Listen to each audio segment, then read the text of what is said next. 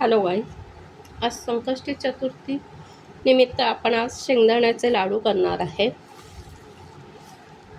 हे लाडू आपल्याला नेहमी मुलांना खायला किंवा आपल्याला खायला पण प्रोटीनयुक्त आहे आणि भूक लागल्यावर पॅकेटचं खाऊ देण्यापेक्षा शेंगदाणा लाडू दिलेला आरोग्यास फायदेशीरच आहे।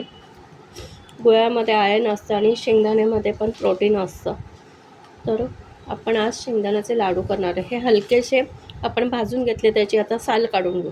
सगळे साल नाही निघाले तरी हरकत नाही, आपण आता याचे थोडेफार साल काढून घेऊया। आता आपण मिक्सरमध्ये हे शेंगदाणे बारीक करून घेणार आहोत।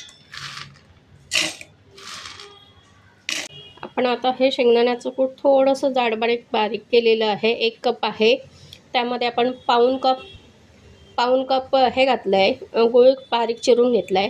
3 वेलची घेतली आहे, वेलदोडे, आणि जायफळ घेतलं, ते आपण याच्यात किसून घालू। जायफळ आणि वेलचीमुळे त्याचा स्वाद खूप छान होतो।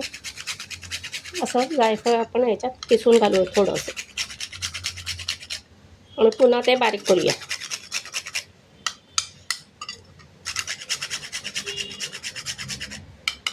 आणि वेलची पण सोलून टाकून देऊया। वेलची याच्यात असे सोलून घालूया, म्हणजे ते मिक्सरला छान बारीक होईल। हे असं चांगलं एकत्र करून घेऊया आपण, आणि मिक्सरमध्ये टाकून बारीक करूया।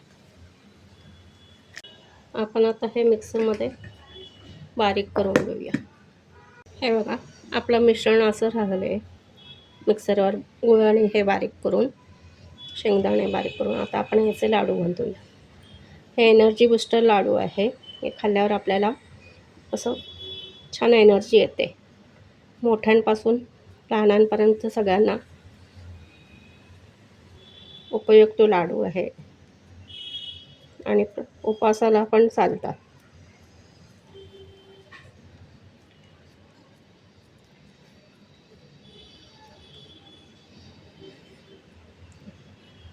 असे लाडू करूया आपण।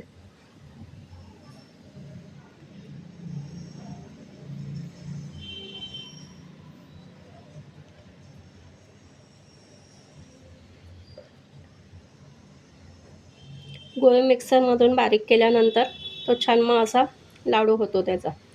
किसून घातला तरी हरकत नाही।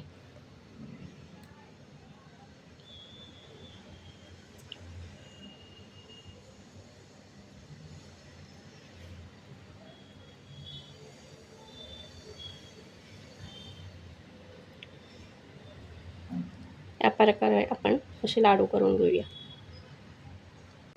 आपले गुळ शेंगदाण्याचे लाडू तयार आहे। हे उपवासाला किंवा छोट्या भुकेसाठी आपल्याला उपयोगी पडतात।